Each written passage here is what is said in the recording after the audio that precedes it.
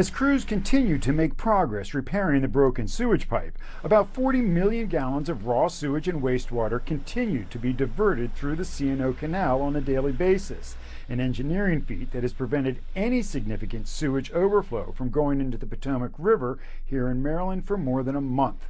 But Dean Nyox, the Potomac riverkeeper, fears a problem is developing below the canal.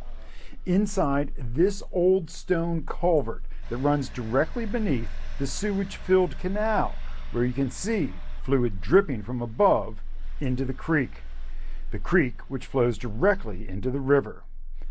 This report, obtained by the News 4 I-Team through the Freedom of Information Act, shows a recent Maryland Department of Environment inspection found that while DC water crews installed plastic along the walls of the historic canal locks, no lining was placed on the canal floor before flooding it with millions of gallons of sewage.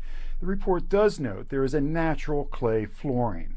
We're seeing really high levels of E. coli, which means that all the sewage that's above this in the Lock 11 C&O Canal is leaking through, we believe, through the canal roof and potentially up through the floor via groundwater. And this is a major source of contamination. Staff from the Potomac Riverkeeper have been testing the water in and around the culvert and have found dangerously high E. coli rates, more than 100 times above the safe limit. Above the culvert, the most recent tests found E. coli levels at 310, well below the unsafe level. But inside the culvert, directly below where the sewage is flowing in the canal, the levels spike. Inside the culvert, up to 42,000. The numbers drop below the culvert to over 25,000 and drop further where the creek meets the river to over 18,000.